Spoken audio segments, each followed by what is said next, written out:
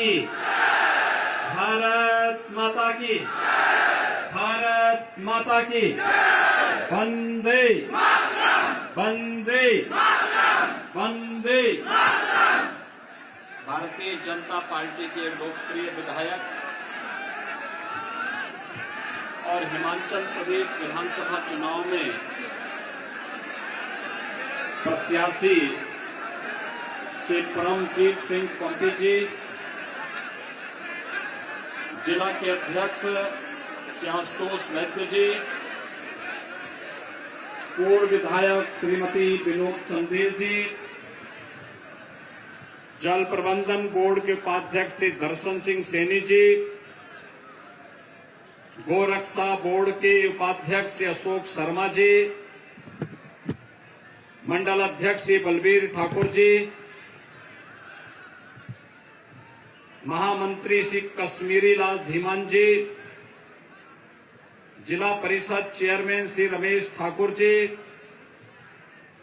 प्रदेश कार्यकारिणी के सदस्य श्रीकांत शर्मा जी, बलबीर ठाकुर जी, बीआर चंदेल जी, बीडीसी के चेयरमैन श्रीमती जमुना ठाकुर जी, प्रेमचंद ठाकुर जी, जस्सी चौधरी जी, मानसिंह मेहता जी, गुरमेल चौधरी जी, रण विजय ठाकुर जी और भारी संख्या में दोन विधानसभा क्षेत्र से जुड़े हुए मेरे उपस्थित भाइयों बहनों, देवभूमि हिमाचल को नमन करते हुए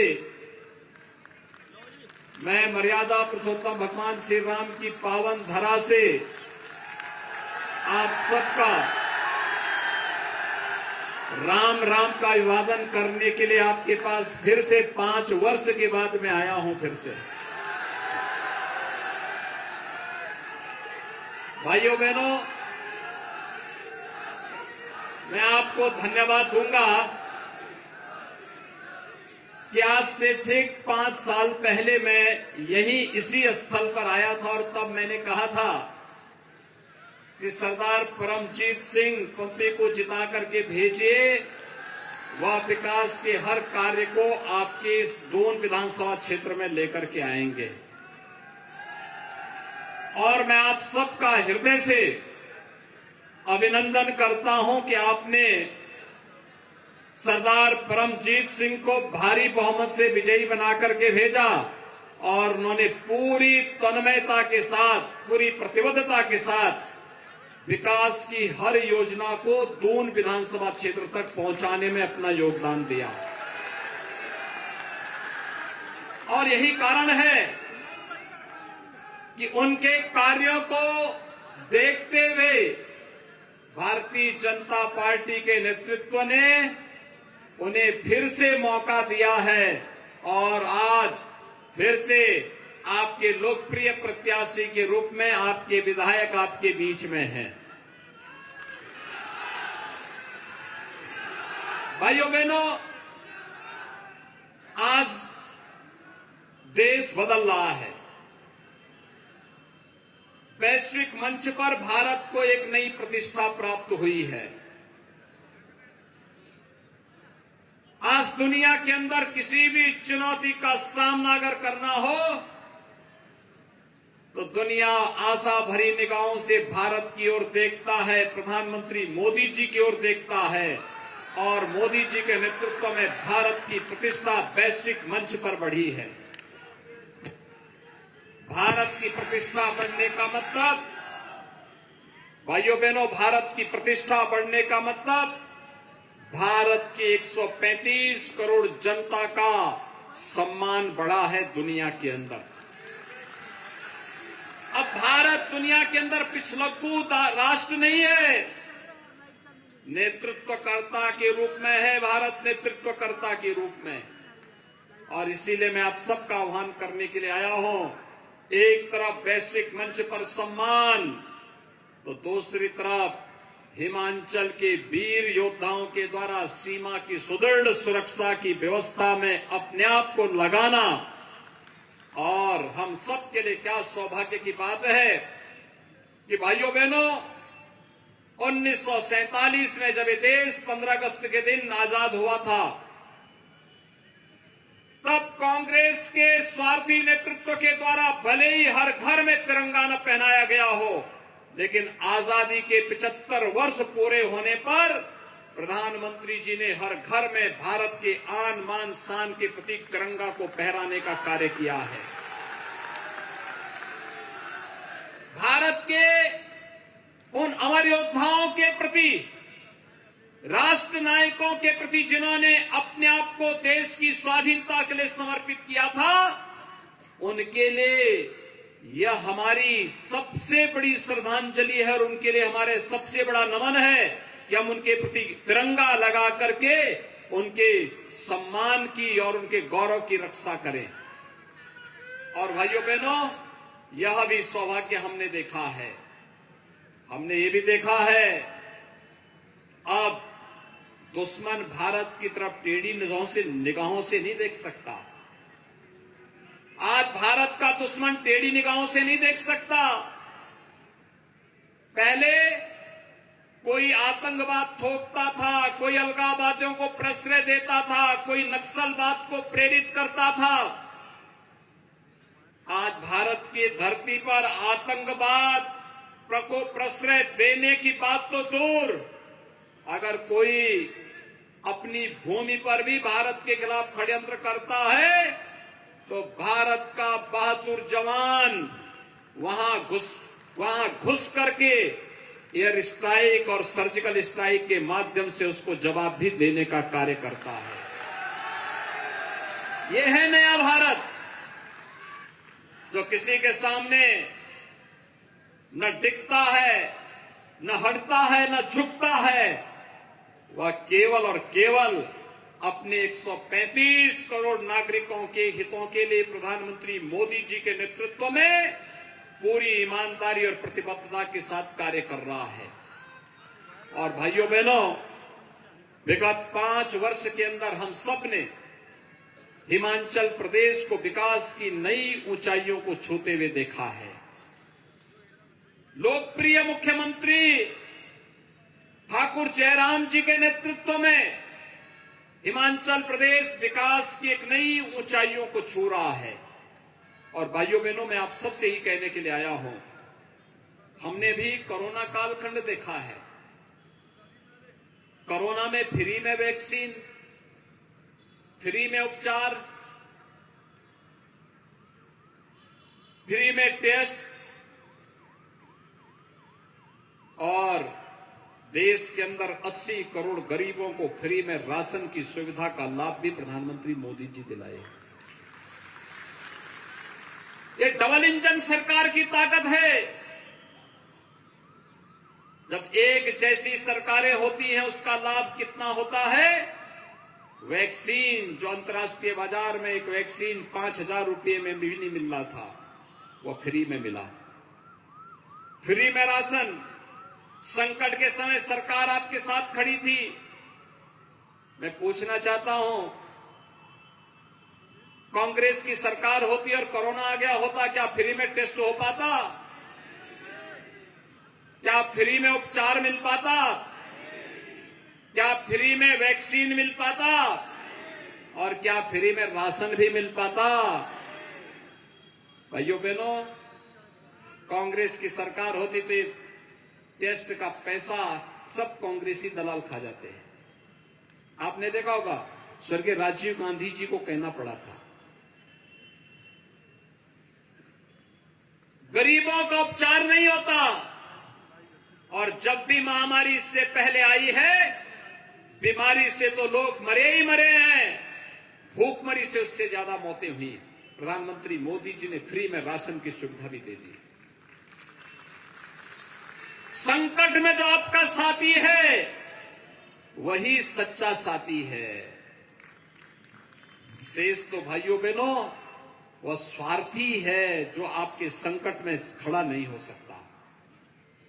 क्या दोनों भाई बहन कहीं थे क्या? कोरोना कालखंड में आए थे क्या आपके यहां? आएंगे भी नहीं। जब भी भारत पे संकट आता है तो उनको नानी याद आती है। तब हिमाचल, तब गरीब, तब किसान, नौजवान ये याद नहीं आते हैं। और भाइयों बहनों, यही मैं कहने के लिए आया हूं। मैं तो उत्तर प्रदेश से आया हूं ना। मैं पिछली बार मैंने कहा था ना कि यहां पर ट्रांसपोर्ट का बहुत अच्छा काम है। सरदेय अटल बिहारी वाजपेयी जी के समय में भारतीय जनता पार्टी की प्रेम कुमार धूमल जी की सरकार ने फार्मा पार्क की स्थापना करके देश के हर मेडिसिन उद्योग को यहां पर लाने का काम किया था। यहां पर उद्योग फले, पनपे हैं, आगे बढ़े हैं और ट्रांसपोर्ट का काम यहां पर है। और मैंने तब कहा था, यहां के ट्रांसपोर्टर को उत्तर प्रदेश में कोई समस्या नहीं आएगी, कोई समस्या नहीं आएगी। उत्तर प्रदेश में इस समय सचमुच रामराज है। 500 वर्षों के इंतजार के बाद भगवान राम का भव्य मंदिर निर्माण का काम चल रहा है। भव्य मंदिर का निर्माण क्या ये कांग्रेस करा पाती? और 5 वर्ष में, यानी पहले, उससे पहले जो भाजपा की सरकार के पहले 5 वर्ष थे, वहां 700 दंगे हुए थे। पिछले 5 साल में एक भी दंगा नहीं हुआ,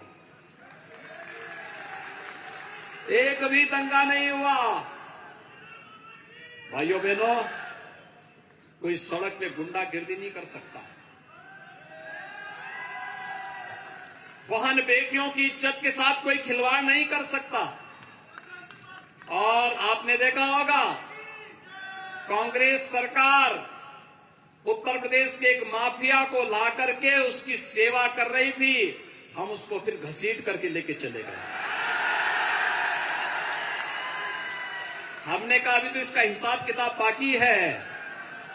और भाइयों बहनों, उत्तर प्रदेश के अंदर गुंडा राज समाप्त, माफिया राज समाप्त, संगठित अपराध समाप्त, विकास की एक नई ऊंचाइयों की ओर बढ़ते हुए उत्तर प्रदेश आगे बढ़ रहा है। और यही डबल इंजन सरकार के द्वारा जनता की सेवा के लिए किए गए कार्य हैं। और इसीलिए मैं आपका आह्वान करने के लिए आया हूं। भाइयों बहनों, मैं यही आह्वान करने के लिए आपके पास आया हूं। क्या कांग्रेस होती तो क्या अयोध्या में राम मंदिर का निर्माण हो पाता? कांग्रेस रहती तो क्या कश्मीर से धारा 370 समाप्त हो पाती? और कांग्रेस रहती तो क्या ये कोरोना में जनता के जीवन को बचाने का काम सफलतापूर्वक हो पाता? तो भाइयों बहनों, जब वह किसी लायक नहीं है तो फिर उनको वोट काहे देकर अपने पिता का वोट खराब करें? क्यों हम खराब करें? कांग्रेस आपके सुख दुख में भागीदार नहीं बन सकती, कांग्रेस आपको सुरक्षा नहीं दे सकती, कांग्रेस आपका विकास नहीं करा सकती। कांग्रेस का हाथ माफियाओं के साथ, कांग्रेस का हाथ भ्रष्टाचारियों के साथ। और यहां पर तो भारतीय जनता पार्टी अपने एक कार्यकर्ता के दम पर, बल पर प्रधानमंत्री मोदी जी के नेतृत्व में दुनिया का सबसे बड़ा दल बना है।